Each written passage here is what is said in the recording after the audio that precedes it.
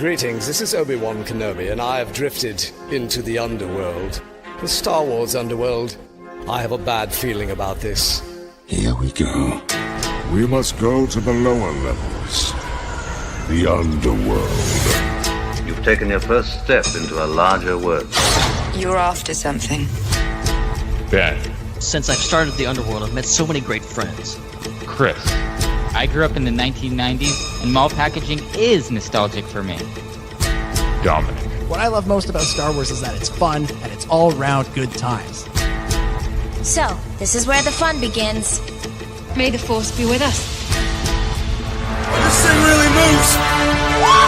I like this! I can't believe you came all this way to see me. Why am I not in the intro? I gotta come up with a snappy line. Happy New Year, Star Wars fans, and welcome back to the Star Wars Underworld Podcast. That's right. After a pretty long hiatus over the holidays, we are back with your latest breaking Star Wars news, reviews, and discussion. And we're going to be talking about all the Star Wars stories we're most excited for in this new year of 2026. We're going to be covering Mando and Grogu, Starfighter, much more, and answering your burning Ask the SWU questions. My name is Chris. Joining me on the show, it's my good friend, Mr. Dominic Jones. Hello, Chris. Hello, Ben. Hello, everybody. Yes, Happy New Year. Happy 2026. It did feel like a long break. That was a longer break than it feels like we've taken in a while. And my theory is not only was it 2 weeks off, but it was 2 weeks off where like nothing happened in Star Wars. And we're not used to having 2 weeks off at the end of the year quite like that. You know, we had 5 years of movies. Last year there was Skeleton Crew. Usually it feels like there's something going on. And this year it's just like, nah, everybody chill. Everybody take a little bit of time. We're going to have lots of fun things to look forward to in the new year. So everybody just relax and we'll ease back into it. And it very much feels like we're easing back into things, but that's good. I'm looking forward to looking ahead. It's going to be a great show. That's right. Also joining us, it's Ben Hart, the Star Wars guy. How's it going, everybody? Happy New Year. Good to be back. Glad to be in the year 2026. And we got a lot to look forward to, but none of it's happened yet. It's kind of a dead zone. I don't know what if we had done a podcast on Christmas Day and New Year's Day, which is when it fell. I don't know what we would have talked about. I'm sure we would have come up with something. But look, it was long enough. I'm like, wait, we still do a podcast? What is happening? Like it felt, because it's also like, you know, especially when you do like me, like you leave town for the holidays sometimes. It sounds like especially long time. It feels like it's been like 2 months since I've done this, so it's very weird.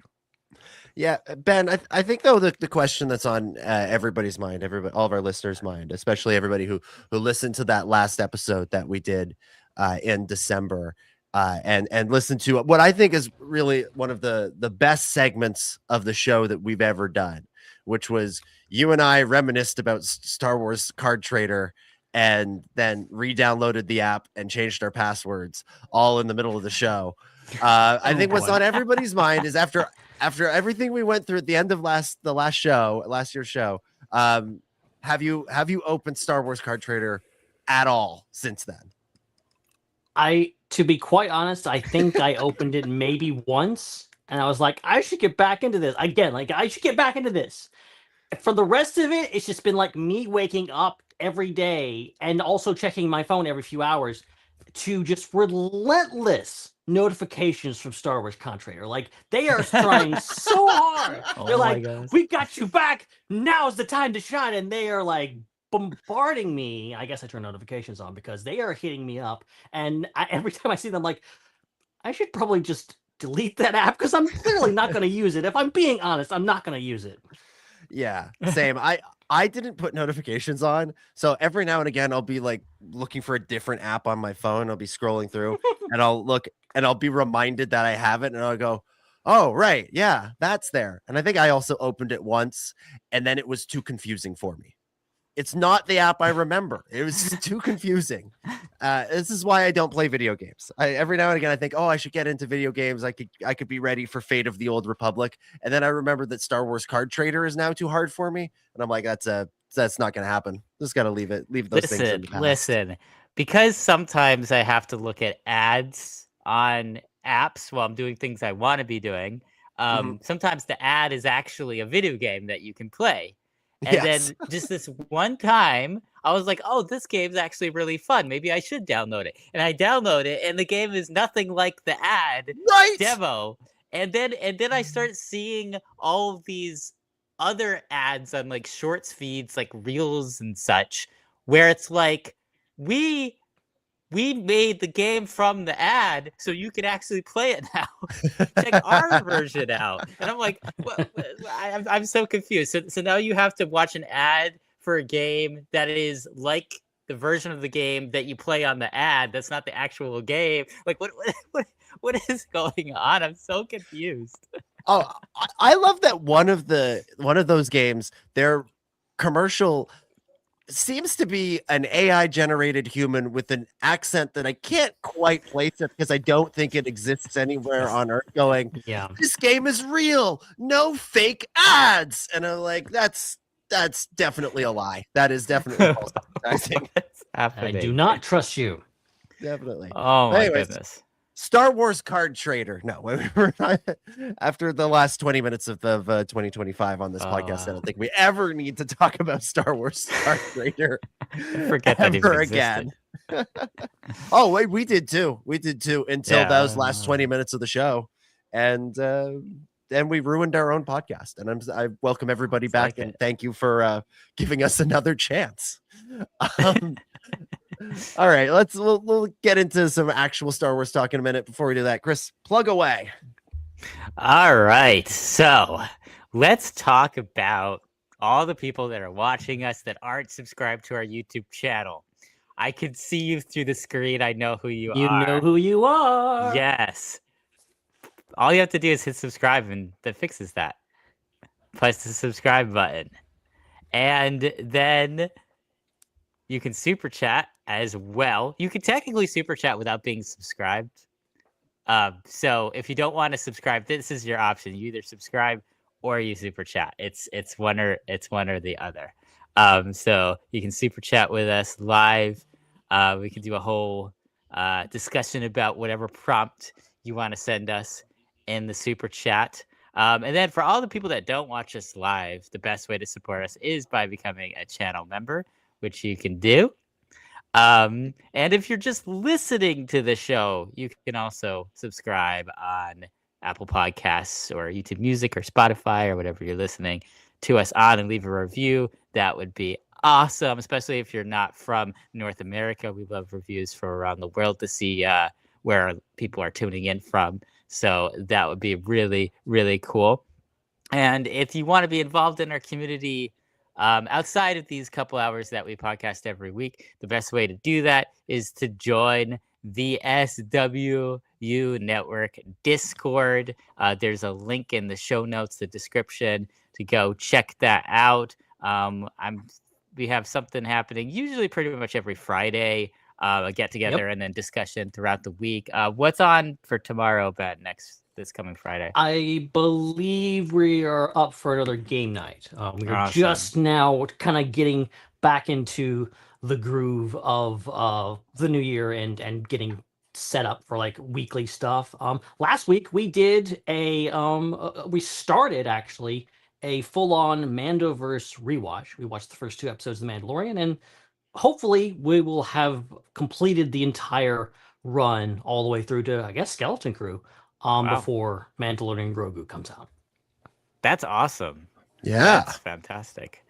So if you want to be a part of that, join our Discord if you have not. And also, we have other shows as well, other than this one, that is on the greater SWU network. So check out the Raeside, which is Hannah's channel. Check out Eye on Canon that Joel and Matthew do on this channel on Mondays. Check out Tales from Beyond the Galaxy. That's Jordan's show. They're on their own channel on Twitch. And Tractor Beam on, I think, is this on Wednesdays? Tractor Wednesdays, Beam? Yes. Yeah, check that out the day before, right here on this channel. All right, let's dive into things, and we'll start with a little bit of a 2026 preview because there's a lot to look forward to this year. Among the highlights are The Mandalorian and Grogu, Ahsoka Season 2, Maul Shadow Lord, Star Wars Visions presents The Ninth Jedi, Zero Company, Galactic Racer, Star Wars Legacy, and a plethora of other books and comics, although mainly books. Comics, there's some funky business going on with right now. There's a lot to be excited for. We'll talk about maybe some under the radar things in a minute, but let's just look big picture. Thing that you're most looking forward to within the next, well, I guess it's not 52 weeks anymore, 51 weeks, Ben. Next 51 weeks of 2026. Yeah, I mean, there's a lot this year. I mean, I feel like we do that every year. We talk about like, oh my god, it's gonna be the biggest Star Wars year ever, and you know, it very well could be. But I think also we just had consistently, even without the films, which we are getting one for the first time in 7 years this year. We've had a consistent like good output of a lot of great Star Wars stories. We had a lot last year, and I'm assuming 2026 will be great. You know, Mandalorian Grogu obviously is the favorite, I think, seeing a Star Wars movie in theaters. But I'm actually going to pivot. I'm going to pivot to my, I guess, my second favorite. It may not actually be my second favorite because I think this show is near to my heart. Ahsoka Season 2, I think, is really, every time I think I'm like, we don't know anything about that. But that trailer, which I wasn't supposed to watch, but I did because I wasn't there, that concept art trailer got me hyped just on its own. And the fact that it's coming hopefully this year, they've like kind of sort of confirmed it this week that like, oh, by the way, it's coming sometime this year. They won't give us an actual date, but I think it's safe to say that it'll probably come out maybe December 31st, maybe, but you know, it's sometime in the next 51 weeks. Yeah, it feels like the sort of end of the year project, or the end of the year sort of Star Wars thing, because I think Mando Grogu's gonna eat up a lot of oxygen in the first half of the year. But yeah, it is very exciting. Like I think there's a lot there to be excited for, and that's something that Ahsoka Season 1 is not my favorite. You know, like there's a lot in it that I like, but overall it didn't hit the notes I was hoping it would hit, and it kind of fell flat. I don't know if that music metaphor works, but it just kind of it didn't live up to the hype in my mind. But Season 2, it does seem like they're upping the ante. They're making it into something bigger, and they're leaving us with it seems to me like it's going to be the lead into probably the Dave Filoni movie. Like it feels like wherever we end with that show is going to kind of be the starting place for that movie. And so it feels like it's going to be much bigger in scale, much grander in scale. And for as much as we talk about Acolyte and how Season 2 was supposed to be the actual story and Season 1 was sort of the prologue, the preamble, I kind of hope that's the case with Ahsoka, where this season coming up, this is the season that's going to get into the really interesting stuff. It'll get into Mortis. It'll get into Akbar versus Thrawn, and like the beginnings of this second phase or new phase of the Galactic Civil War. Like that, I think that stuff is going to happen in this season, and I feel like that's the things that, if you'd ask me, what are you looking forward to in an Ahsoka show going into Season 1, it would have been more that stuff. It certainly would have been the World Between Worlds stuff with Anakin that we got in Season 1, like that all obviously lived up to the hype. But some of these things that we're looking at coming in Season 2, I think, are the real backbone of this show. Chris, where are you on the hype train for Ahsoka Season 2? Yeah, I agree, and I wasn't frustrated with Season 1 because I knew it was just Season 1 and it was the like setup season for the show. So I don't think it didn't fall flat for me. Like it just made me really excited that the show was going to continue, and everything they were setting up for Season 2 was really, really fantastic. So, you know, I would say that I agree with Ben that would be the thing I'm most excited for in 2026, but not by a lot. It's not like it's just one thing that we're all hyped for, and then then there's everything else. I have a lot of excitement for Shadow Lord, and anything animated by that team is really has been incredible. So I'm excited for more of that. I'm excited to see Star Wars in theaters again. I'm excited for the first Star Wars Visions Presents show. So I think those are the things, like those 4 things. I have a lot of excitement for. And Ahsoka, I think for me, it's just the reason why it kind of passes the other things is I don't expect Mando and Grogu to really push Star Wars storytelling and the plot forward a lot. Like, it seems like it's just kind of a fun adventure. Most of the excitement is in the out-of-universe stuff. It's in the fact that we all get to go to the theater and watch a Star Wars movie. Like, that's the thing that's going to be hyped about that. I couldn't really care less about... I couldn't care less, or I could care less. It's one of those things. I could care less about what we're seeing in the theater. Is the point? Yeah. Doesn't matter. I think it works both ways in this instance. It's one of those things. I could care less about it. What's the proper way to say this? Couldn't care less. I couldn't care less. Okay. Grammar. So yeah, so it's like, I couldn't care less about what we're seeing in the theaters, as long as it's a Star Wars thing. It's there's some hype for that. So, and again, Maul, don't know what we're gonna get. Don't want to hype it up too much. If they had a trailer now and Kira was in the trailer, then I would change my tune. But until then, and then again, Ninth Jedi, we don't really know what we're gonna get. So as a result, I think Ahsoka's Season 2 is the thing we know the most about. We have the most anticipation for that, and so that's really what right now I'm expecting the highlight of 2026 to be. But that's just speculation. And we'll find out this time next year what ended up being the standout Star Wars project. Yeah.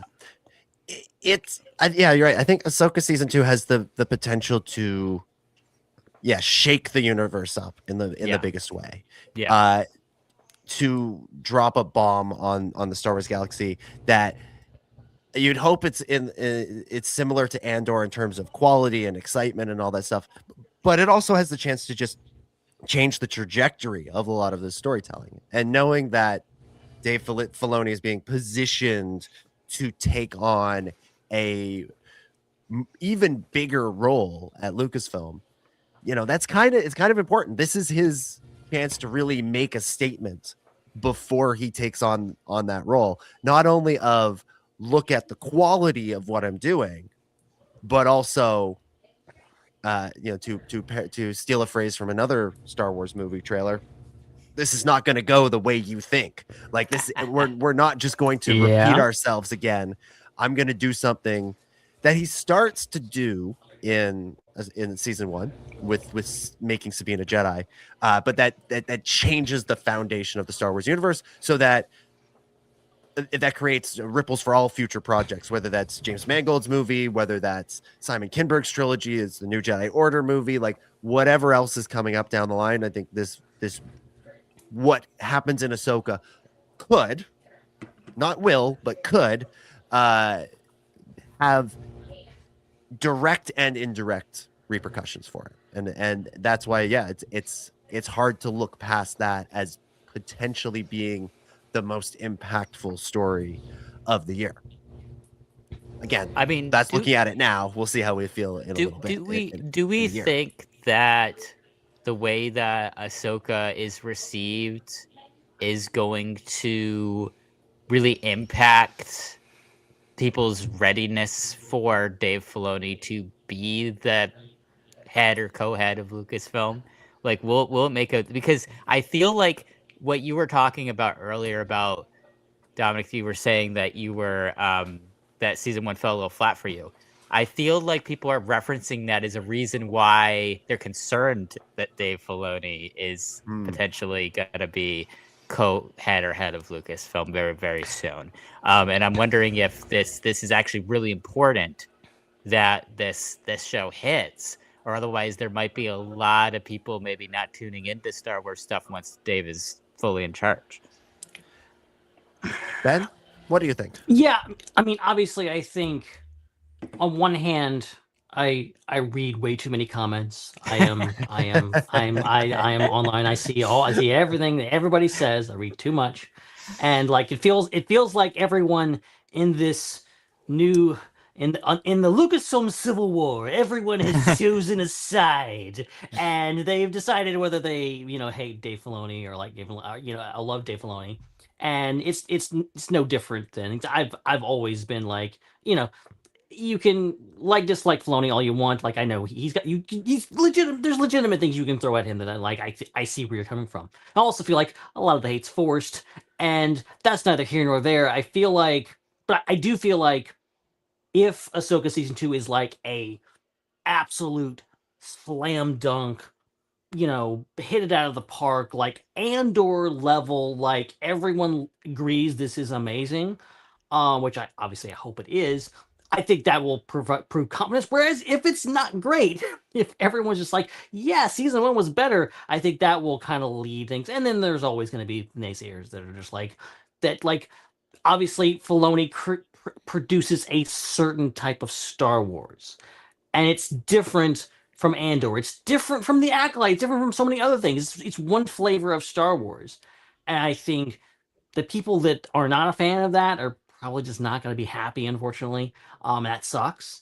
But I've always said that, like, I think Filoni is level-headed about this stuff. That he is one that champions all types of Star Wars storytelling. He champions all these different things. I think people are like kind of jumping to conclusions and being like, oh, it's all going to be like Ahsoka. It's all going to be like Mandalorian. I'm just like, I don't see that. Like maybe, but I don't get that impression from Filoni that he's going to be the one to like to put the kibosh on the next Andor. Like I don't get that. I've heard the most bizarre comments after this new kind of set of rumors saying he's gonna take over. Like real quick, bizarre. Let's just, for anybody that's unaware, the latest round of rumors is that the Kathleen Kennedy's successor will be Dave Filoni and Lin-Wyn Brennan. So Lin-Wyn Brennan's one of the VPs at Lucasfilm, Filoni chief creative officer. Basically, Kathleen Kennedy will leave. The two of them will co-run the company. Think sort of what James Gunn and Peter Safran are doing over at WB for DC. James Gunn handles the creative side of things. He directs some movies. He oversees scripts, all that stuff. Peter Safran is there doing the business side of things. Filoni will be Gunn. Brennan will be Safran. Continue. Yes. Sorry for jumping that story. I just that's all good. It's all good. Let's roll with that. I think this is fascinating because this actually might be the biggest story of 2026 if this is made official at some point this year. Yes. Okay. So to stay on that specifically, and then broaden out to what this means in general for with all the people involved in that rumor. I've heard things like it would be a shame that Dave Filoni was in charge because he had a limited amount of input into the Acolyte and therefore his legacy is tainted. I've heard people say, oh wow, that everything good about The Mandalorian is because of Jon Favreau, and everything bad is because of Dave Filoni, and it should be Jon Favreau taking over instead. Like this is the things that just don't make sense, at all. I've heard similar things about Ahsoka season 1, and like what he did to Sabine Wren is the reason why he's going to ruin every single other character.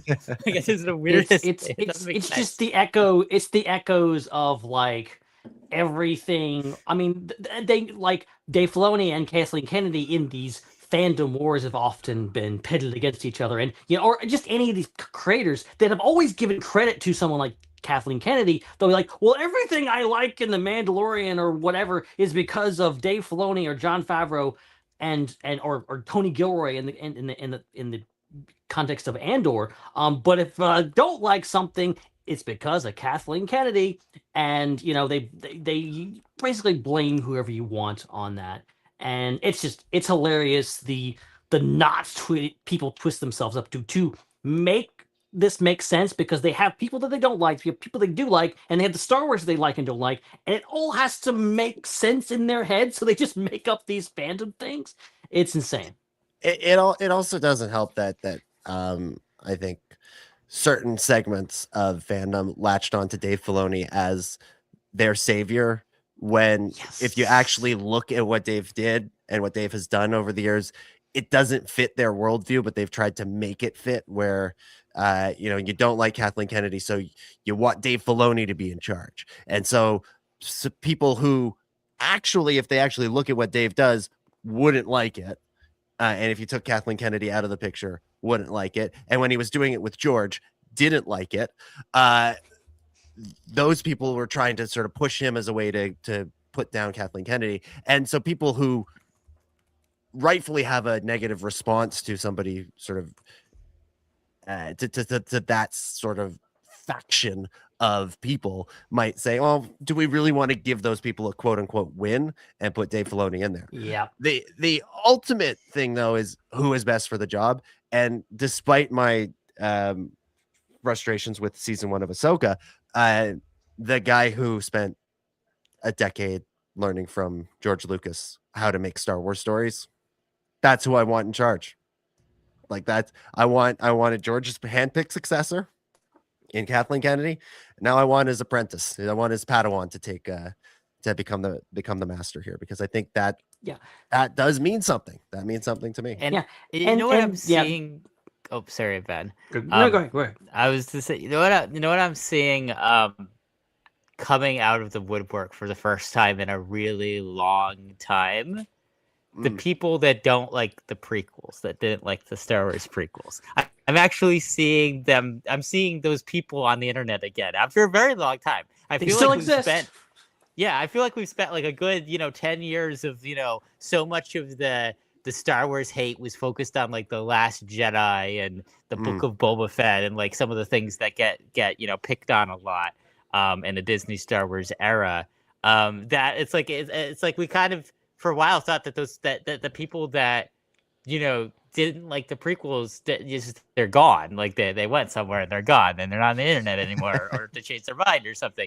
But it's like I'm seeing those people come back as well now. And honestly, I feel like a lot of the anti-Filoni people, the people that aren't excited about this potential switch up in Lucasfilm with him co-leading it and succeeding Kennedy, I feel like these are the people that think that Star Wars should consist of the original trilogy and the 1990s expanded universe.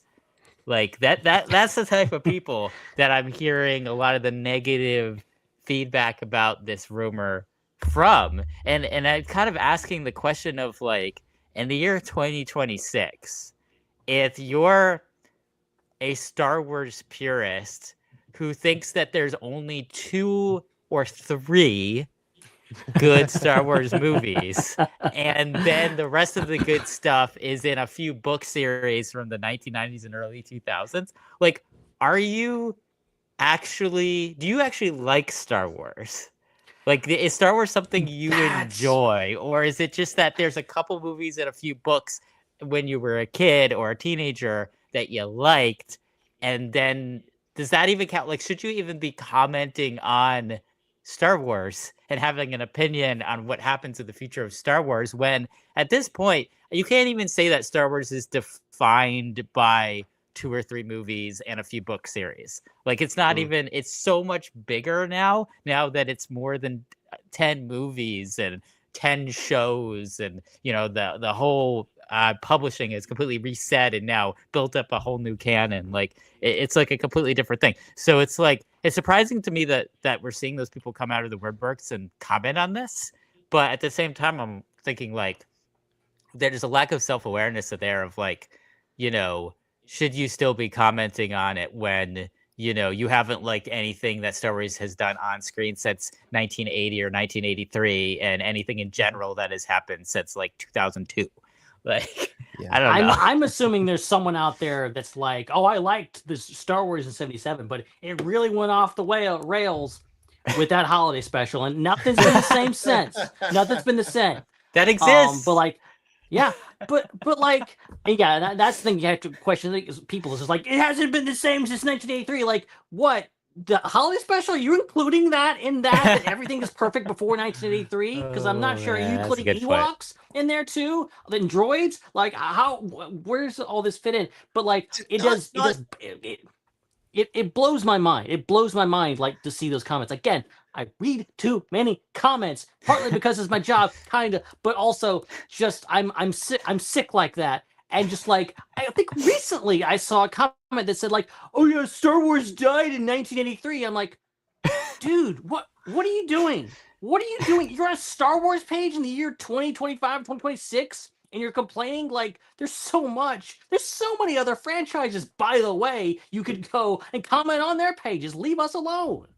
Yeah, include Splinter of the Mind's Eye. It's been 50 years, and like, it's been 50 years, and they're only counting 6 or 7 of them.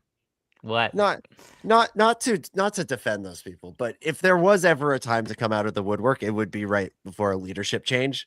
Because if you feel strongly that Star Wars should go back to how it was in the good old days, then that would be that's the time to come out. But yeah, this brings up the next question. Yeah, and that is, a lot of these people, other than the one person who said it should be Favreau, sure. Other than that one person, what do they want to happen? They obviously don't want George Lucas to come back because they are not a fan of 2/3 of his work, and they're not a fan of Kathleen Kennedy. They're not a fan of Bob Iger or Bob Chapek or anybody Disney. They're not a fan of Filoni.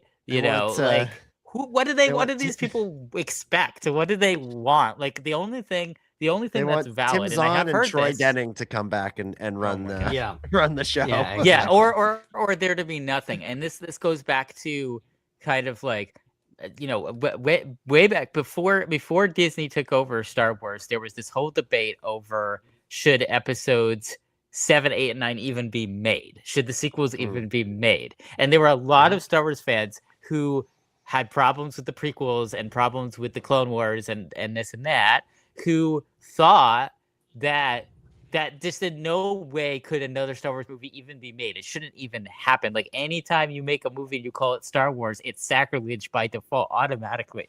And like it blows my mind. And I feel like that's still the pervasive concept. Like, I still feel like that amongst the people that are really anti-Kennedy, anti-Filoni, just anti-everything, like, their solution is, we'll just put it to rest. Like, it's great that we're getting, a Star Wars 1977 in theaters. That's the only thing that's good. Everything else, no more new stuff.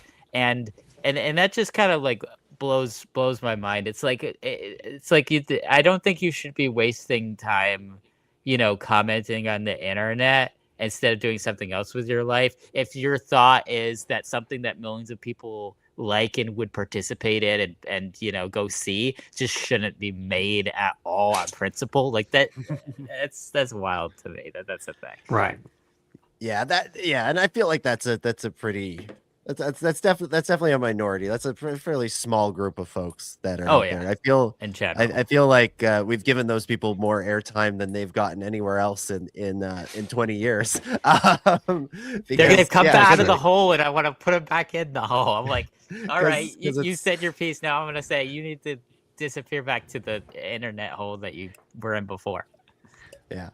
Joel in the chat says, some people want Tony Gilroy in charge, or if not Tony Gilroy, somebody more like Tony Gilroy, somebody who's a little bit more of an outsider, not, like the thing that Dave has going for him is that he's the ultimate insider, right? Like, he learned from George for almost a decade on Clone Wars. So he has that very direct link to Star Wars's origins, essentially, having spent all that time learning from the creator.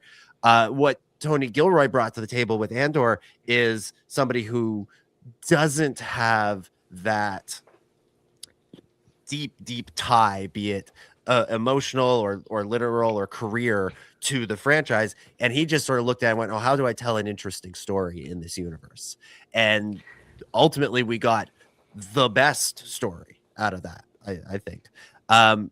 So I don't think Tony Gilroy himself is interested. I don't think he wants the job. But I think there's definitely a faction of folks that would like to see somebody like that take the reins. And I don't think they're wrong necessarily. I think, maybe after Dave, maybe that's where you want to go. But I do think while you have this person who learned from the guy, from the maker, you gotta go to him next. That's the thing with. Go ahead. Sorry. I was going to say, all you have to do is you have to have someone in charge who lets people like Tony Gilroy make things. You don't need someone like Tony Gilroy in charge. You need someone who will let people like him come in and do things like that. And I don't see any reason why Dave Filoni wouldn't do that. Because there is this argument online all the time. The kind of, I guess, if you had to simplify everything, there is kind of these two groups of people that are like, one that's like, you need to load the lore. People, the powers to be at Lucasfilm and Disney, they need to respect the lore. They need to know everything about Star Wars. They need to come in at it and respect what came before and whatever else. Then there's kind of another school of thought where people are like, well, I like what Tony Gilroy didn't know everything. He just kind of came aboard and was just like, I know this thing. I'm going to do this. I'm going to do this really, really well. And I'll work within the parameters of the universe, but I'm going to do something new. And they like the idea. And I think there's this pushback of like cameos and references and stuff like this that people, that this is his opinion that I necessarily have, but people generally are kind of like, it feels like Star Wars is eating its own tail. It feels like there's too many references. There's too many things that are like, it's trying to be too self-referential sometimes. That's something that is a kind of almost at times self-parody of some of Filoni's stuff, that he loves to reference things. And I love when he references things too. But you also have to, as Tony Gilroy famously said, like, you have to take from the toy box and also put new toys in and add to what's there as opposed to just playing with what's in there.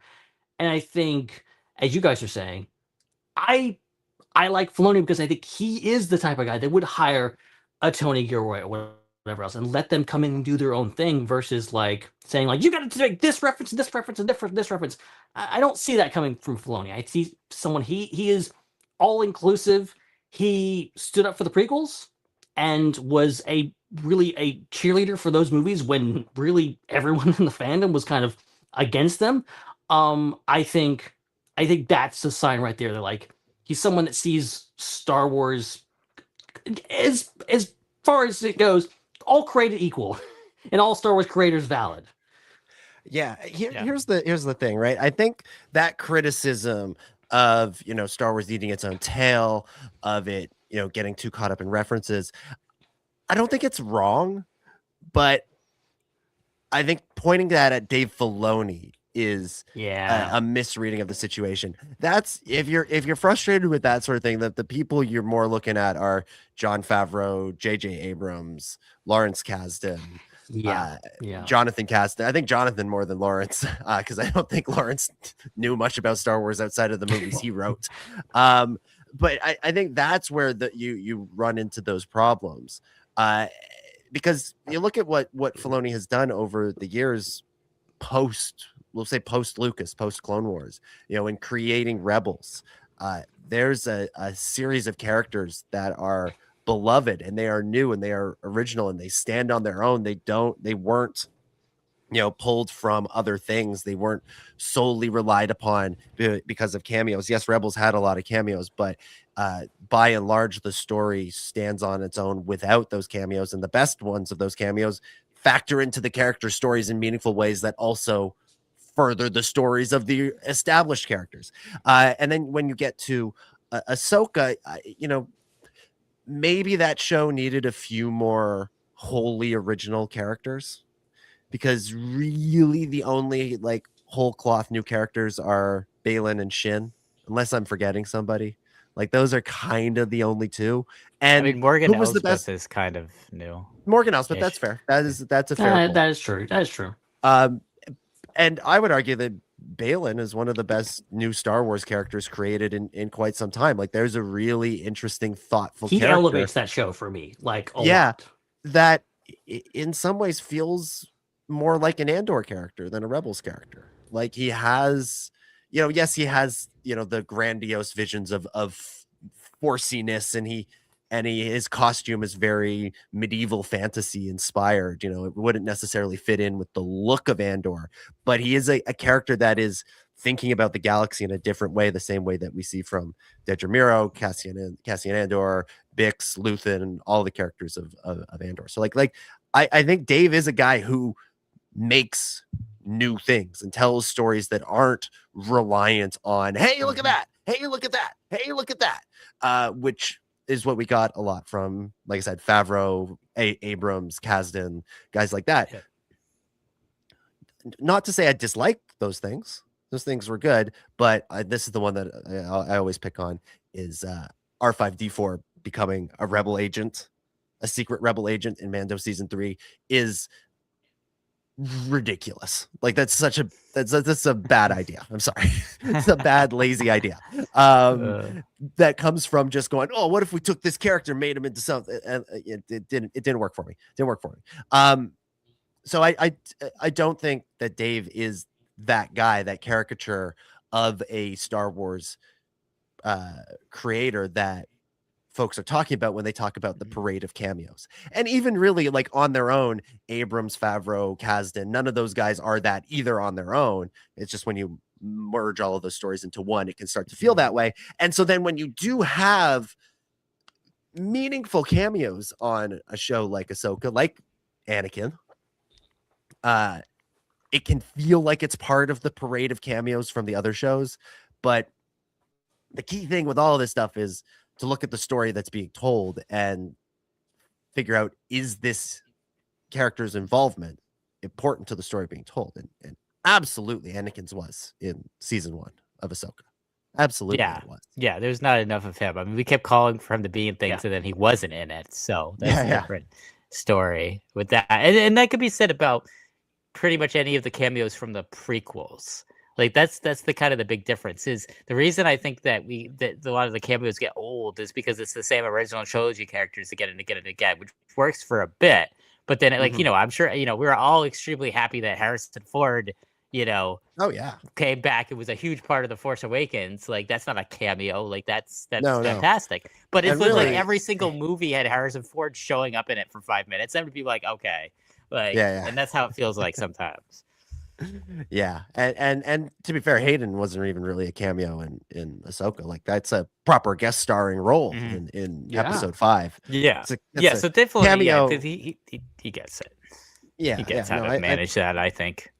Yeah, so I think people like what they like, right? And if you like Andor better, I understand wanting to have a more Andor person in charge.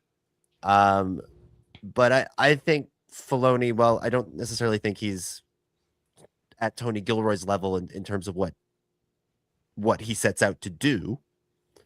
I don't think he is this sort of like all fan service all the time guy that people who enjoyed the fact that there was a lack of fan service in Andor, myself included, worry that he is. I think he is very, very thoughtful, and he understands this universe and the pre-existing characters in a meaningful way, and has shown himself as capable of creating new ones. And then, the trick is merging them together. And again, he's done a pretty good job at that too. So, yeah. So this, as I said, this might wind up actually being the biggest story of 2026. It was reported by Puck News this week that Dave Filoni and Lin-Manuel Brennan are now the lead candidates. But we should also mention that Puck said that Kathleen Kennedy would be announcing her retirement by the end of last year, and that obviously did not happen. So take this all with a grain of salt. I don't think this report is inaccurate, because I think it has been corroborated by a couple of the sources. I'm not sure the timeline maybe is working out as well as the leakers are thinking. I don't think anybody knows what the timeline is here, right? Because even I'm remember sure there is a timeline, you remember last year, like this was early in last year, like sort of around March. It was before Celebration. There was a big report that Kathleen Kennedy was like about to step down. And then she went out and actually did like a wide-ranging interview. And she basically said, like, yeah, sooner rather than later, I'm probably going to be out. But when I go, it's not going to be like a, it's not going to be like she's going to be marched out of there with her banker's box with, a picture of Frank Marshall in it and a plant, right? Like it's not going to be that. There's going to be a transition period. And she'll stick around to continue to just serve as producer on some of these movies that she's already started working on. Starfighter being at least one of them. Probably the new Jedi Order movie too, if that gets off the ground sometime in the next year or so. Will she retire? No, I think we won't find out about that for quite some time. Like I feel like there's going to be essentially an extended transition period. And if we go back to that story, the Hunt for Ben Solo story, right? Like Driver and Soderbergh and everybody, they were pitching Kennedy and Filoni, and I think Carrie Beck at that time was part of it. And I wouldn't surprise me if other people were involved in that pitch as well. So like, it's already kind of moving in that direction. And if we go back to Celebration last year, like when they announced Starfighter, it was during the Mando Grogu panel, but it was just Kathleen Kennedy and Dave Filoni together on stage. So it was kind of like, here is the present and the future represented in this presentation, as if to say this movie has the blessing of the current and future regime. It's not going to be one of those things where it gets buried when somebody else takes over because it's not their project, quote unquote. Right. And like Dave Filoni recently, what was it, last year, got the chief creative officer gig, there was the big hoopla about him being promoted. You could potentially see that as like, okay, well, he's kind of there already. He's moved up into that position where he's going to stay. And, more of the transition will be in regards to the producer roles and the administrative roles, which Lin-Manuel Brennan is going to be handling more so. And I'm sure Kathleen Kennedy's working about, like, the transition may already be taking place. In fact, if it's going to be taking place anytime this year or next year, it's got to be. That transition's already got to start happening. So it's not going to be, like you said, like this clean break. It's going to be this slow, arduous, whenever they make the announcement, that'll be, I'm sure, that'll be a big moment, but it won't be the moment. They'll make the announcement and it'll be something like, it'll be like in October, and it'll be like, and they'll take over in the position starting in January, kind of thing. Like it'll have something like that. I honestly, like, I think they'll announce it, but I almost feel like it'll almost be there won't be a lot of fanfare to it. It'll just be a post on StarWars.com with smiling pictures of Dave Filoni, Lin-Manuel Brennan, and Kathleen Kennedy. Like, I don't think there'll be anything more than that. Yeah, or it could be, it could be like, hey, Dave Filoni took on an apprentice, Lin-Manuel Brennan, and they went and they defeated Kathleen Kennedy, and now only two there are, and they have taken over Lucasfilm and they rule as a new empire. No, probably won't be like that. Probably won't like that. Sticking with the like looking ahead at 2026, like we've talked about Ahsoka, we've talked about this potential change that might be in the cards for Lucasfilm. Shifting back to Star Wars stories themselves for 2026, do you guys have like an under the radar story, or do you have something that like a project that you think is coming that people aren't expecting to be as big or as good as it is? Is there kind of a dark horse or a sleeper Star Wars story that we know of this coming this year that you think could surprise people when it drops? Well, I think we still don't know so much about Shadow Lord that could end up becoming very, very big, because it can go in a lot of different directions right now. Like, it could be a very focused story around Maul specifically, or it could really become like the next like Dark Times era, story that's really moving forward a lot of plot with what's happening at that time, especially in kind of the underworld part of Star Wars, since we've seen it with like the Jedi and we've seen it with the clones, but we haven't seen it as much with the underworld and focus. So I think that show has an opportunity if it expands beyond just really following and focusing heavily on Maul. I think it has an opportunity to kind of be a next like Clone Wars type thing, but I don't know if that's going to happen, and that's not something that's being anticipated. And I think that if it just focuses on Maul, it could be very popular, but it would be difficult. I think it's going to have to be very I don't know. It's going to have to be the type of vibes of the Night Sisters episodes of the Clone Wars in order to really get a lot of to beat some expectations and be a dark horse story. If it's just going to focus on Maul, it's going to have a tone to it that's very horror based, I think, and it kind of just be visually and tonally very different than say the Bad Batch or the majority of the Clone Wars or Rebels. Ben? Yeah, I mean, like I'm gonna echo that. I think Shadow Lord is one of the more interesting options on the table for this year. Being that it's so unique, being that it's unique not just for this year, but for like all Star Wars animation of just like this whole thing. We've kind of had with the exception of Star Wars Resistance, we've kind of had these all between Clone Wars, Rebels, and Bad Batch telling kind of one big story. A lot of crossover between the characters, and obviously this is a continuation of that in a way because Maul shows up in most of those shows.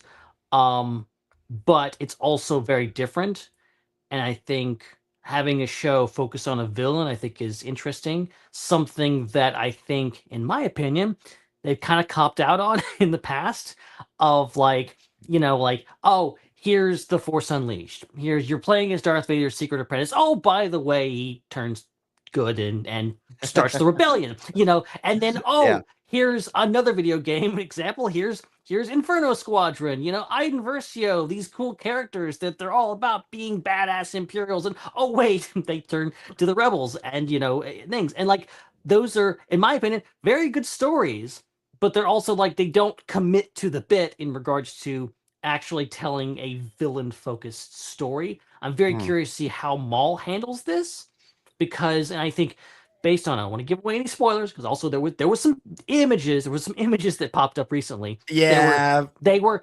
AI upscaled stills of the original trailer that showed at Celebration. They were not new images, okay, guys. So they look good, and if they're out there, if you see them, very exciting, very good stuff. Some stuff that I think tells the story of like this is going to be bigger than Maul. I think there's going to be more going on with the story than just Maul. I think that might be their way in to be like, make someone sympathetic, because ultimately you have to care about a character. And I think we do care about Maul, but he's an asshole. Okay. He's not, he doesn't come out of that. Okay. He goes and he tries to kill Luke Skywalker, and that's the end of, like, that's his story. Like, he's like, as St. Wimber puts it very eloquently, like he's Sisyphus pushing this boulder. He never gets over that. Like, he's always that character. So how do you kind of build things around him? And if it's Crimson Dawn or whatever else, like there's a lot of other bad characters around him. So like how do you figure that, and how they're going to tell that story? And like, is there going to be a hero in the story that's fighting Maul? I don't think so. I think maybe maybe we'll find more about Maul, and maybe he will be sympathetic in some way, more so than he is already. Yeah, I do think this show will be closer to what you're hoping for, Chris, than not. Just in the sense that, and I don't know how well this translated in the leaked versions of the trailer. It's still the Clone Wars style animation, but it's been even more stylized to be darker, to be grittier, to be grungier, and I think it will take us in those directions of those Night Sisters episodes, in a way that, like, when I saw those AI upscales of the pictures this week, like, at first I was kind of disappointed because I thought they were real. So good job, Faker. Good job, Mr. Chat GPT or whatever used to create that. But I was kind of disappointed because it looked like they had removed all of that grittiness from it, and it looked more like a Clone Wars episode. And so I do think it'll have there's going to be something different in the tone and feel of this show compared to even the Bad Batch, which had a lot of optimism to it despite its dark setting that came from the character of Omega. The other thing is like the show, the first season at least is 1 year out from Revenge of the Sith, so it's 1 year out from the end of the Clone Wars. It's another like it feels like the Lucasfilm Animation has looked at the end of the Clone Wars and gone, okay, what were the key storylines that we were following from that weren't Anakin Skywalker? How do we keep those going? So clones, all right, we'll keep that going with the Bad Batch, Underworld, and Maul. Keep that going with this show, and so I'm excited to see how that progresses. I think we've talked about this in the past, but I share the hope that like each season is kind of its own contained thing where like there's a story that plays out in season 1 and then we jump ahead 5 years. Then there's a story that plays out in season 2 and we jump ahead 5 years, and then we can even start to tackle some stuff that's more related to Solo and what the story would have been had it carried on back in 2018 if that movie had done better at the box office. It would be interesting because I don't know if we've fully gotten it. I think Rebels was close to this at points, but this concept of a whole season is kind of one story, and then you have different episodes or movies and different seasons, because that's something that's very common in television and streaming television.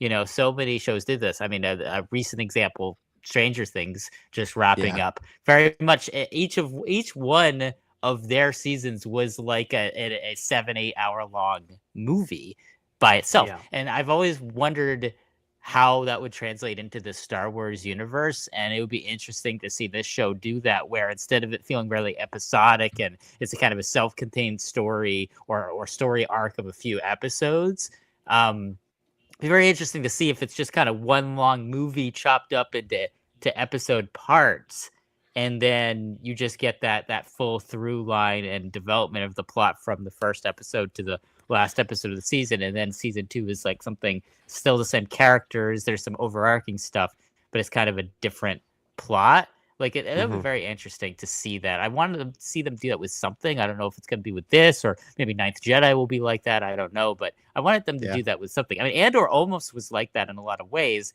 but then they went for the self-containment was in like a couple episodes at a time, 3 episodes at a time type thing instead.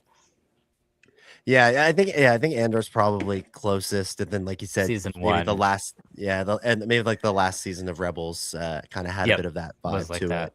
Yeah. Otherwise, weirdly, because this one is like 8 or 7 or 8 like individual episodes, but they all felt really connected and felt like they built on each other. Mando season 2 kind of almost has that vibe to it. Yeah. Like it's not quite it, but it's closer than you might think if you just look at each individual episode description and went, "What the? Grogu's eating spider eggs? What?" You know. Yeah. Very odd. Yeah. What do we think? Do we think? Where do we expect Maul Shadow Lord? Where do we guess? I won't even say expect. Where do we guess Maul Shadow Lord might drop within the year? I haven't thought about this. I mean, because we haven't had any announcements yet, I'm assuming it's going to be after the Mando and Grogu movie. I feel like they're going to want to really focus on promoting Mando and Grogu. Like, it sounds like there's going to be some promotion for that during the Super Bowl coming up in several weeks. So I think between the Super Bowl and May, I think it's just going to be all Mando and Grogu all the time. But then after that, I think we're going to get a lot of the other stuff in the summer and the fall, and maybe the winter, early winter. Ben? I'm gonna predict that Maul Shadow Lord will premiere a week or two right before The Mandalorian and Grogu. Interesting. Just because Lucasfilm's marketing strategy usually makes no damn sense, and they just have things going at the same time. Usually, frustratingly, Assuming chaos. like they did with Rise of Skywalker and Mandalorian, like they did with what Andor and Bad Batch, like just like they have all, and then there's like empty space, like right now where there's nothing going on. Like you could just put it, you could have it on right now. I know maybe it's not ready, but like just things. That's what I'm expecting. Like I'm hoping for like a trailer in the next couple weeks for Maul Shadow Lord, that maybe we'll get it, but in between now and Mando and Grogu, because like their lead time on these trailers is not very big with the Disney Plus shows. So I feel like they could drop a trailer tomorrow that says, "Oh, it's coming in February." Like they could do that. And who knows? And that would be great because it would be in and out of the way. It would give us something to talk about instead of obsessing over Mando and Grogu. But also the other thing, maybe. The other thing, maybe.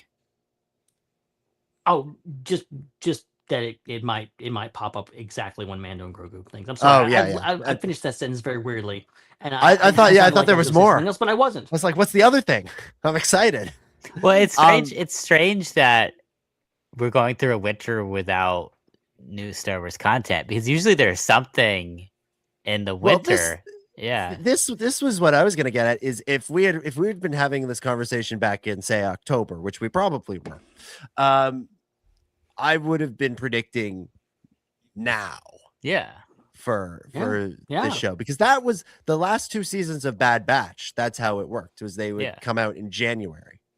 And they'd run from sort of January to March. And so you'd have that January to March phase, and then you'd have a little break, and we'd have Mando, Grogu, and then you come back in the summer with Ninth Jedi, and then in the fall with winter with Ahsoka. And then like there's your year. Get a little bit of Star Wars all the time. Isn't that lovely? But that's obviously not the case, unless like Ben said, they do something weird and say, hey, guess what, February 1st, and they announce that tomorrow, and we go, oh, we have to wait a week to talk about the trailer.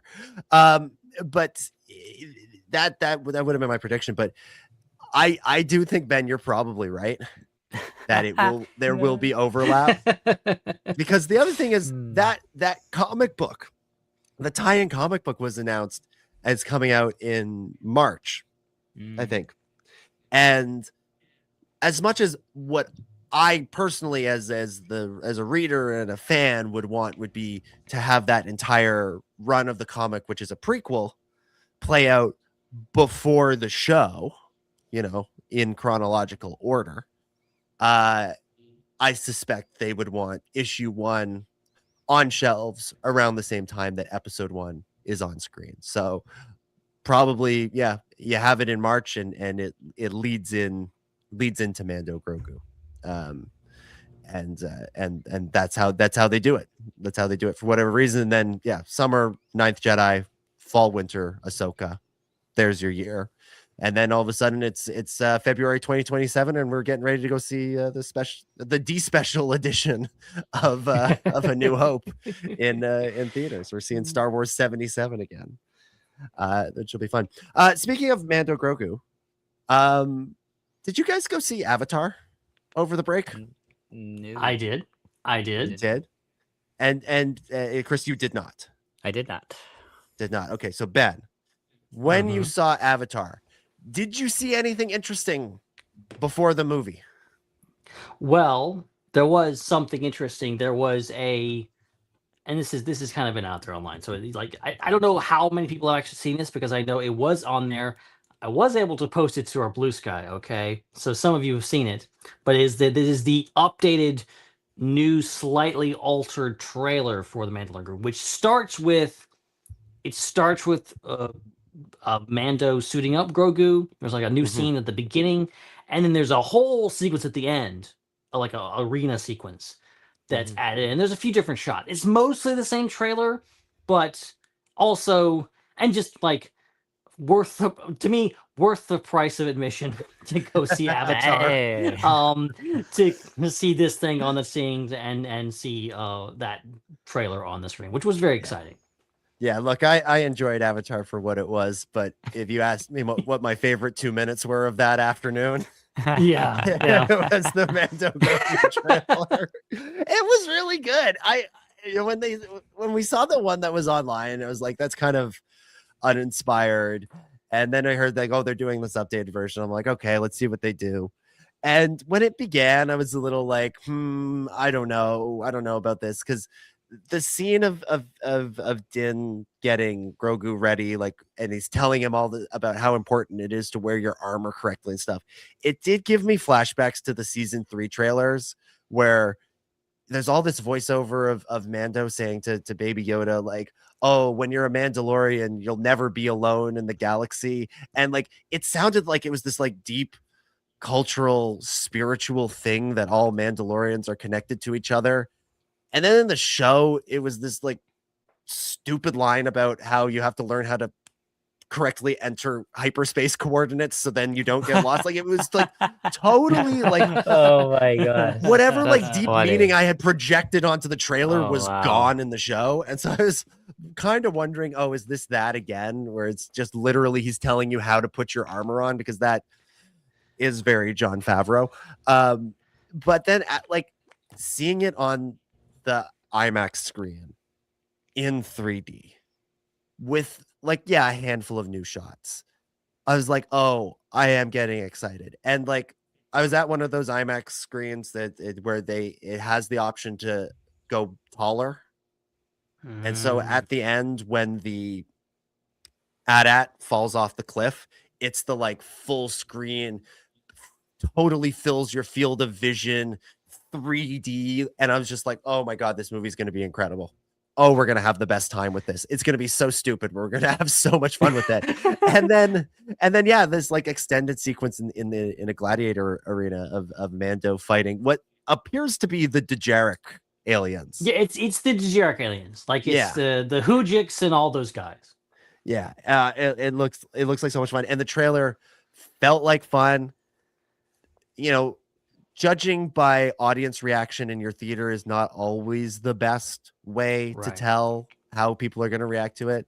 I've probably told this story before, but like over the first month that Rise of Skywalker was in theaters, saw it with a whole bunch of different audiences that all had wildly different reactions to it. There were some people that when Rey and Ben kissed were like whooping and hollering like it was the best thing they'd ever seen. And there was another audience that when that happened, everybody burst out laughing because they thought it was so stupid. So like, judging by the audience, like it depends on who is in the theater, because people are different and have different responses to things. But people seemed hyped. I saw somebody throwing the fist up in the air, like they were excited about it. Like it felt good. That's it nice. felt real. And it was really, really good. And then for the IMAX showings, when you see a movie in IMAX, there's like a 10, 9, 8 countdown. And it used to just be IMAX branded, but now studios have started paying to, brand the countdown. And so Marvel did this for Fantastic Four last year. And now if you see movies in IMAX, it's a Mando Grogu themed countdown. Nice. That's so awesome. I then this is somewhere where I think I will credit Favreau, because he's the tech guy. I think he has pushed the visuals on this movie in an interesting way, where I think he's committed to the IMAX experience. I think he's committed to the 3D experience. And I think he's making Lucasfilm commit to it as well, which is why we're seeing things like the countdown. So there's some great Star Wars isms in there. And then I saw another movie a few weeks later that was totally different, not an action movie, it's a lighthearted-ish comedy, and the regular trailer was in front of it, like the online one. I was like, well, why are we showing this one? The better one exists. Show the better one. That was still fun to see. It's still fun to see on the big screen. There we go. Mando Grogu. Joel asked an interesting questions a few minutes ago in the chat. Any predictions for a Tales of ... this year? Do we think we're getting another Tales? Forget about that. I feel like it's tradition now, so they have to, right? May 4th. May 4th? Is that the idea? Yeah, I would bet money at this point. I would bet money on it. It's just, what is it going to be? I don't know. Like, they've done look. Okay. I'm gonna put it out there. But staking my claim, I will either be wrong or be right. Tales of the Sith. Ooh. That would be awesome. They've done Tales of the Jedi, Tales of the Empire, Tales of the Underworld. What's next? Just do a bad guy one. Do a Tales of the Sith. That would be awesome. Okay, Chris, what would you like to see? Do you think there will be one at all? At this point, I mean, it's tough because it's like, I'd like to say like, oh well, they haven't announced it, so it's not going to happen. But then I feel like in the past they've announced those pretty close to them coming out. Yeah. So exactly. it still could be a thing. My gut feeling is that they're gonna do like a Tales of the Jedi Part 2 and just go back to the original one and just do more Jedi stories. But I would much rather see something they haven't done, like Tales of the Sith. That would personally be more interesting to me. My thinking is, if there is one, which I suspect probably more likely than not, I think there'll be one. If it's coming out on May 4th, that's 20 some odd days before The Mandalorian and Grogu. Maybe they go a little corporate synergy and you get something that's either Tales of the Bounty Hunters or Tales of the New Republic. Nah, that would be cool. And so you get something in there that can kind of tie in maybe a little bit with the movie. We don't know. The movie's still very shrouded in secrecy, but we know Din Djarin and Grogu. This is just based on the end of season 3 and what little we've seen in these trailers. It seems like they're hunting down Imperial warlords. Maybe you do a 3-episode little series about whoever the warlord is they're hunting down at the beginning of the movie. Am I forgetting something, or is Forces of Destiny the only thing that Rey's been in? Yeah, the only animated thing, yeah. Yeah. So it's like I mean, I know that they have the whole story with the movie that's coming, but like, why aren't we getting more like animated stuff with Rey? Like, it seems kind of shocking considering that she's like the Luke Skywalker of the last 10 years. Doesn't make sense. And Lego has done it. Like Lego has fully utilized Rey, Finn, Poe, all the sequel characters. Like, they've leaned into it, but it seems like in general animation, Dave Filoni mostly has kind of leaned on Clone Wars characters and Rebels and stuff like that. In that era, that's what I'm looking forward to. We got a little tiny bit of it in Tales of Tales of the Empire with like Morgan Elsbeth, and like getting into Mandalorian era with her her final chapter. But like, I'm like, okay, when are we going to get like Resistance, but like with Clone Wars animation? Like, where are we going to get that? We got Resistance, we got this other show that was in that era, but it was short-lived. How can we get fully into not a full show? Maybe I would love a full show, but at least a Tales of set in that era. Yeah, I feel like so next year is Starfighter. Starfighter's 5 years after Rise of Skywalker. Maybe that's where you get into that sort of Tales of the Resistance kind of thing. And you can do Rey, you could do Poe, you could do Finn, you could do Kylo Ren, you could do Tales of the First Order. Like you could. You could do any of those things. I feel like that's got to be where they eventually go, even though right now it does still seem to be that Tales is linked up fairly strongly with the Clone Wars, which it makes sense. It's a spin-off of that show because season 1 is Ahsoka and Dooku. Season 2 is Barriss and Morgan Elsbeth. And Morgan Elsbeth, yes, not a Clone Wars character, but she's a Night Sister, so they could link her into season 4 Massacre. And then this most recent season is Ventress and Bane, 2 more Clone Wars characters. And it makes sense from a technical standpoint that they would have a lot of Clone Wars assets, Clone Wars and Rebels assets from that era to use in Tales of shows. But then they also seemingly made a lot of new stuff and like, a lot of, they got that Stormtrooper character model. Yeah, they've got it. So like, I feel like now's the time to like, okay, make that First Order stormtrooper. Like when are we seeing a First Order stormtrooper or Kylo Ren in CGI animation? Like that's what I'm waiting for. It's gotta happen sooner or later. It's gotta happen sooner or later, especially now that like this is something that I am excited about for this year and next year, and like just going forward in terms of the more tie-in kind of stories like the books and comics is they can do sequel trilogy stories now because it seems like they know where they're going in the post sequel trilogy era, right? Like New Jedi Order has at the very least an outline. Starfighter is shot. It's done. Like they're just editing it now. They're going to spend the next year and a half editing it and doing the VFX. The Hunt for Ben Solo isn't happening, but they did a ton of development work on it. And I don't think they're going to throw all of that out the window, all of that world building that they would do. Kinberg is writing his trilogy that is set presumably in the future. So it seems like they have ideas for where this is going.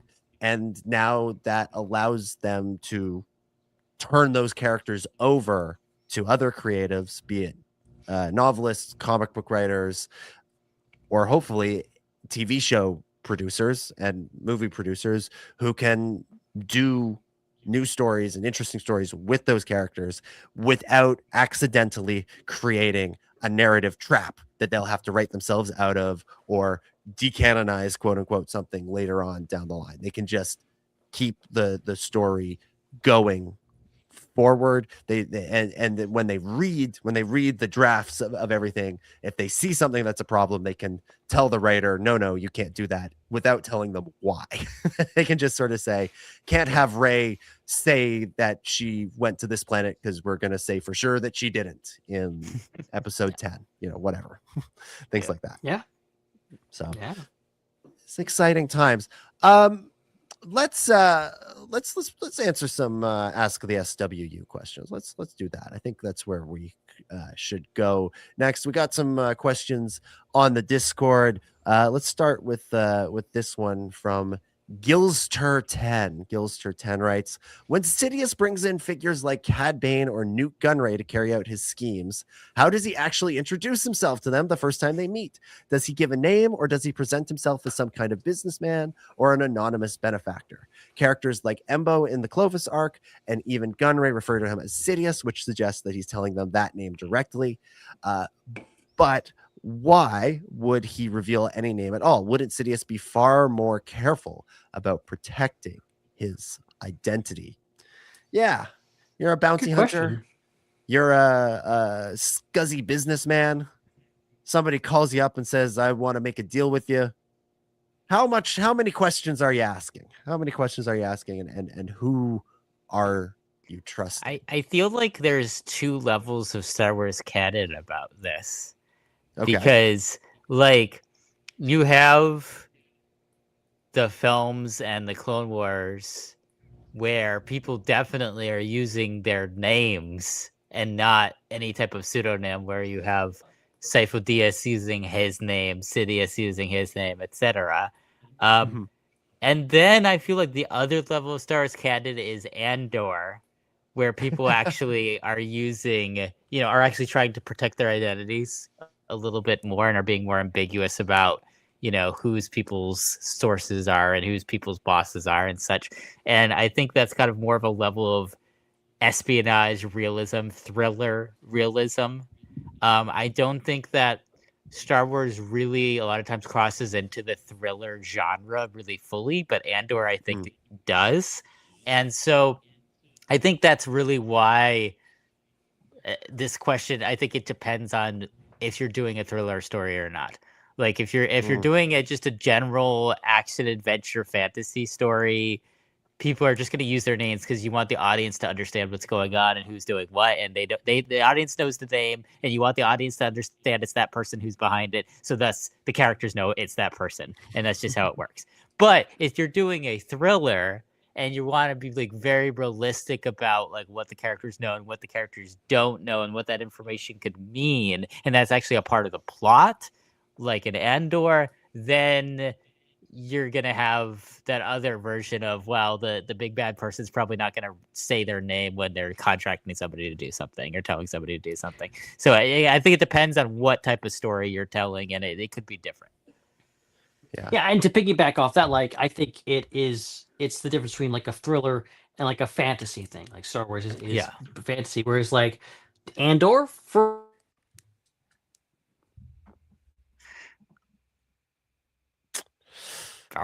the Star Wars guy. We made it so far.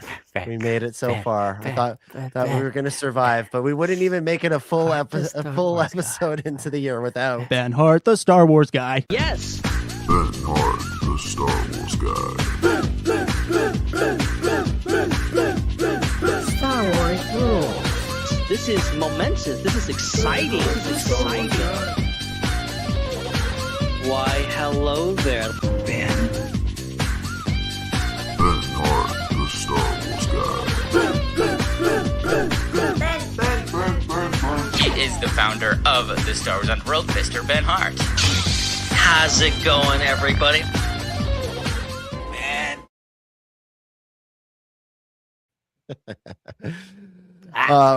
Looks like Ben's back. What? I was hoping for at least one episode where I didn't hear that damn song. Close. Damn. You looked. What was I saying? I don't know. I don't even know where I left off. You were about to piggyback off of something. Oh, and then the internet was like, no thrillers and stuff like that. Oh yeah.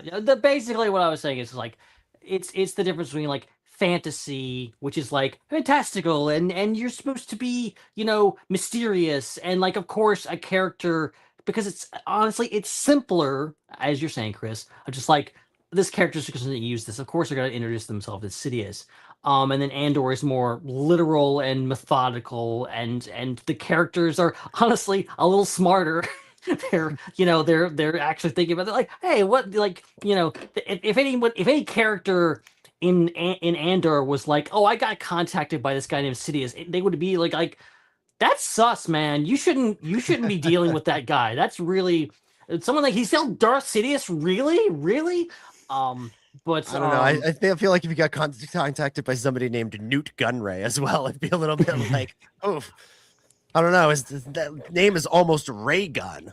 Oh, that. Yeah, exactly. But like to actually answer Gilster's question, I think, because it seems like they don't like the Sith, specifically Sidious and even Dooku, don't like, they're not putting themselves out there and like, I'm Darth Sidious. They're not saying that, but they are like on the down low kind of using it to the people that are close to them, because like you have like Dooku is known as Dooku, but and the side he's like, oh, I'm Darth Tyrannus. I'm the man called Tyrannus. And it isn't until later in the war where Obi-Wan's like, wait, you're the guy, you're Tyrannus, you're the guy that recruited Jango Fett, like putting the pieces together, because like that was on the down low and he didn't know about that.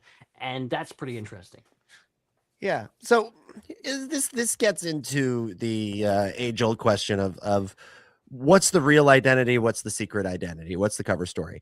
Is Sheev Palpatine the real identity and Darth Sidious is the cover story, or is Darth Sidious the real identity and Sheev Palpatine is the cover story? Ultimately, it doesn't really matter. The persona that the galaxy would know at the time of the prequels of before episode 1 or during the Clone Wars is Senator or Supreme Chancellor Sheev Palpatine. So obviously he can't contact Newt Gunray or Embo or Cad Bane or any of those guys and say, hey, it's me, Palpatine. It's your old pal Palpatine. You can't do that. So he is kind of doing the Andor thing of, here's my code name, here's my secret identity, is just saying my name is Sidious. And I think Gilster kind of hit the nail on the head when he said, like, anonymous benefactor. Like, this is somebody who reaches out to, presumably reaches out to the Trade Federation, says, hey, you don't really know who I am, but I am a powerful influence peddler. I'm a power broker in the galaxy. I have all of this backing and all of those things you want to accomplish and in growing your trade Federation, whatever you are, and making more and more money, I can help you do that. You just have to follow everything that I do. I am your boss now, but I will make you rich beyond your wildest dreams. Some guy named Sidious just shows up and says that to you, and then proves himself. They don't know that Darth Sidious is going to one day rule the galaxy. They don't understand that. To them, he is just this anonymous benefactor. Probably the same thing for all those bounty hunters that he hires as well. This is just a guy who's hiring you. And if you're a bounty hunter, you're probably used to being hired by weird people who are just like, yeah, I don't really want you to know who I am. So I think it is kind of it's a secret identity thing, but he's probably using his real identity to talk to the Trade Federation and the bounty hunters, and his secret identity is the one that he's projecting out to the galaxy to earn their trust to become senator, chancellor, and eventually emperor. And to connect to Sandor, like, you know, it's not much different than what Luthen does. Luthen has this dual, like literally living dual lives, this like revolutionary guy who is going around stoking fires in different parts of the galaxy, but then also goes to Coruscant and goes to parties as this swanky dude in, you know, with this fine clothing and with the wig and everything like that, and like making sure that doesn't cross over. Like he's doing the lower version of what Palpatine does. Yeah, exactly. Good question, Gilster. Good question. And we'll do a Joel question as well here. We'll wrap up the show with a question from our pal Joel Davis, who says, "Hello, Underworld. For this week's question, I want us to look to the future, specifically the post Rise of Skywalker era, and ask who or what should be the next quote unquote big bad of the era. Let's face it, for the most part, Star Wars has always had a few major villains running around. For the Skywalker saga, episodes 1 to 9, it was Palpatine all along. Thrawn is clearly positioned as the big bad of the Mandoverse, serving as a strong in-between trilogy villain, while on the publishing side, Marchion Ro was the central antagonist of the High Republic book initiative. So the question becomes, will Starfighter, or maybe even Rey's new Jedi Order film, start to introduce the new big bad to dominate the era? And if so, who or what should that be? Should we try again with a Snoke-like figure, but this time actually make them a true ancient Darksider from the long past? Maybe a pirate lord type similar to Marchion Ro? Heck, let's take it to the next level and make the big bad a godlike dark side being. The second question is whether the post-Rise of Skywalker era even needs a big bad at all. Not every era necessarily requires a quote-unquote Thanos-level villain. Either way, I'm curious to hear your thoughts on who the big bad of the future should be, or whether there should even be one at all. Love the podcast as always, Joel Davis. P.S. In case Lucasfilm doesn't have any ideas, I say they should just break the glass and have Rey fight the Yuzan Vong. LOL. That's what I was gonna say. Like, yeah, I still the idea of having villains from another galaxy that have some different rules about, you know, how they interact and what their morals are, and what their goals are, is I thought that was one of the best ideas out of the expanded universe, and I'm kind of surprised that really they haven't gone to that one yet in the current continuity. So yeah, I'd love to see like someone from another villains from another galaxy that, you know, really unites the galaxy against something else instead of, you know, having to continuously fight each other. But at the same time, it's like, if you're gonna fight each other, they should go all the way with that. They should have like a Game of Thrones like power struggle like situation with different factions and people vying for control. Like, I think that would be kind of cool if it's not just one person or one group. Mm-hmm. Well, and in Game of Thrones, right, you have there's the power struggles within Westeros with the Lannisters and the Starks and the Targaryens and all of them, but at the same time, looming beyond the wall is the White Walker threat, and maybe you do something like that where how you do this in just a trilogy, I don't know. That's for Simon Kinberg to figure out, not me. You know, everybody is fighting amongst themselves for control of the galaxy. There's a power vacuum with the destruction of both the New Republic and the First Order in the span of like a year. And so everybody's fighting amongst themselves. Who is in charge? Who takes over? And while that fight is happening, beyond the galaxy, making their way towards it, is the Yuzan Vong. And all of a sudden, that's what makes people figure out that to survive, we can't keep fighting each other. We do have to work together. We need to stop seeing each other by our differences and start seeing each other for what we have in common, and stand up to the aliens from another galaxy. I feel like Pandora's box has been opened with this, where this is going to happen at some point now, because we've gone to Peridia. We've put a toe into a galaxy beyond the standard Star Wars galaxy. So far, it looks a lot like the current Star Wars galaxy. But I'd like to think the further we get away from Peridia, the weirder and more distinct it becomes. And whether it's the Yuzan Vong specifically, or something akin to the Vong, a new idea that takes some of those, it takes the same rough concept of the Vong but makes it into its own thing, whatever. Just that sort of rough concept of invaders from another galaxy that feels like eventually that's where we're headed, whether that's this trilogy or the next one. Yeah, I think my whole feeling about it is like, I feel like one of the maybe missteps with like the post Return of the Jedi era going into Force Awakens is just like you have Return of the Jedi is this big win for the things, and it does like it kind of hardens or softens depending on how you look at it. Like the whole idea of like that being the ultimate victory, because like it just keeps going, and then obviously the First Order comes and just makes everything worse. And like, okay, at a certain point, I want the galaxy to like be free of violence for a while. Weirdly, like I know it's Star Wars, but like I want there to be star peace for a little while. I want like everyone that died, every battle that was fought, First Order, Empire, whatever else, that was worth it. And there is a piece of, a time of peace in the galaxy. And but stories, and for there to be more stories, there has to be conflict. And I keep thinking about like what happens after Rise of Skywalker, which is something that maybe will get answered in Starfighter. Just like, okay, they did the Republic, that didn't really work out, turned into the Empire. Well, they tried to do a New Republic, and that really didn't work either.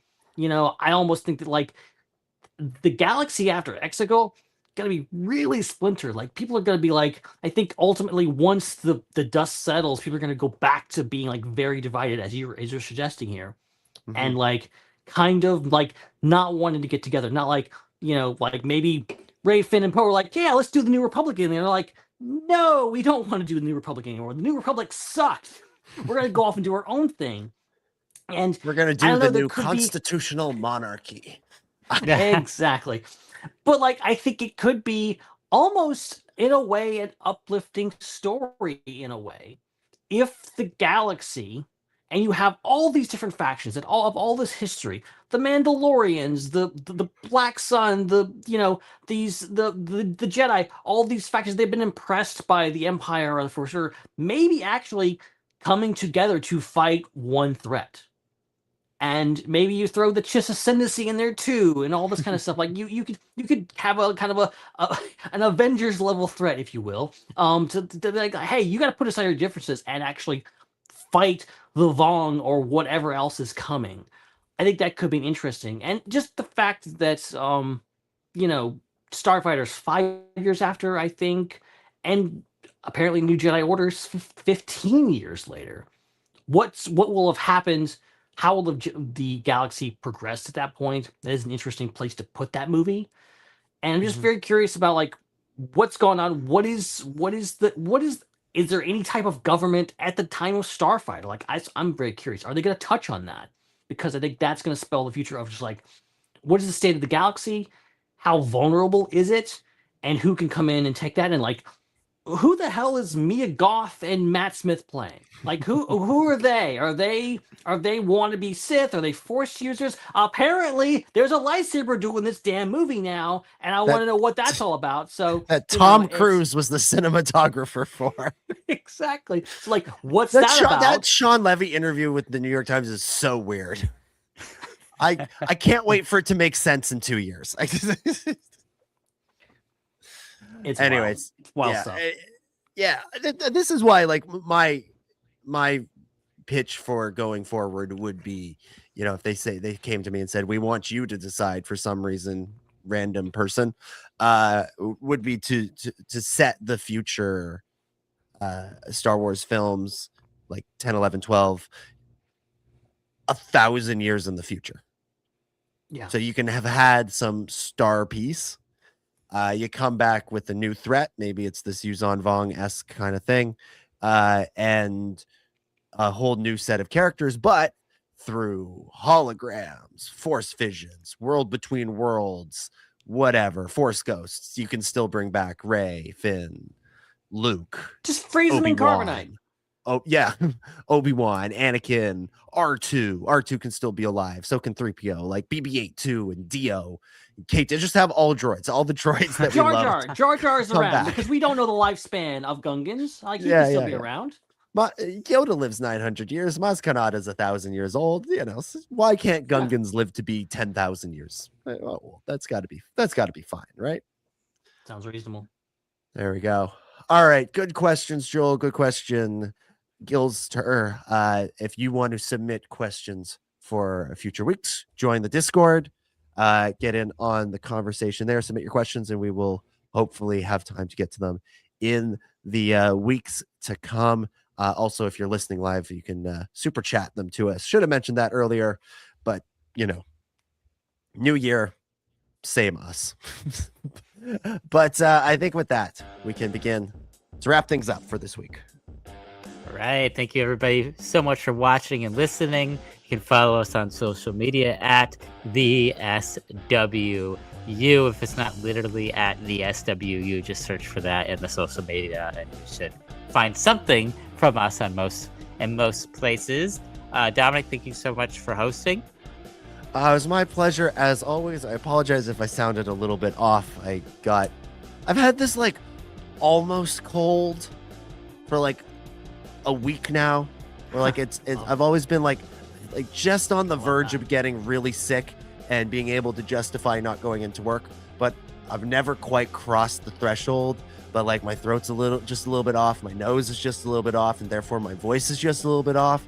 But I'm not I don't feel sick, so it's weird. Anyway, so if I sounded weird, that's why. Hopefully it won't sound that way next week, or maybe this is just my future. Maybe this is just what I sound like from here on out. This sounds like getting COVID for like the 13th time, and your body's like, okay, we know how to deal with this. It's not going to be too bad, but you're still going to feel it a little bit. That's what it feels like. It's like you have antibodies almost. Just you got the antibodies for the previous variant. That'll more or less take care of it. Not entirely. Yeah, it kind of lines up. You can follow Dominic online at DominicJ25. Ben, thank you so much for hosting as well. Oh, it was a pleasure, as always. And yes, I'll probably spend the next 7 days reading too many comments again, and finding out what all of you people think about whatever else, and then getting infuriated by your dumb comments. But anywho, that's neither here nor there. It's a new year. We've got a lot to look forward to over the next 365 days. It really will.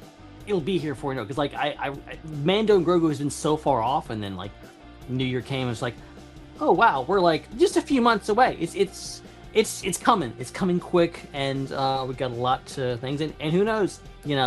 We've had some low tide here with Star Wars news, but I think it's going to ramp up pretty soon. Definitely. You can follow Ben on social media at Ben Hart with no E. Check out all the other shows we got on the network. Hannah over at the Raeside, always putting up content throughout the week, and On Monday, we'll have a new Ion Cannon. On Wednesday, a new Tractor Beam. Both of those on this channel. And also stay tuned to the next episode from Tales from Beyond the Galaxy as well on Twitch. It's the best place to check them out. And of course, we'll be back as well in the week with another episode too, right here, same time, same place. The link to that mentioned Discord is in the description, so definitely click on that if you haven't. A lot of fun happening over there, including a game night on Friday night. So if you're watching like this tomorrow, if you're watching after, perhaps it's about to start. So make sure you check that out. You can support us by becoming a channel member, by leaving us a review and subscribing if you're listening to the show on a podcast app. And we want to thank everybody who super chats as well live to help support the show. And then finally, as you're leaving, if you're watching on YouTube, make sure that you subscribe to the YouTube channel on the way out. So that's it. We'll be back in 7 days. Until then, for Dom and Ben, my name is Chris, and may the Force be with you.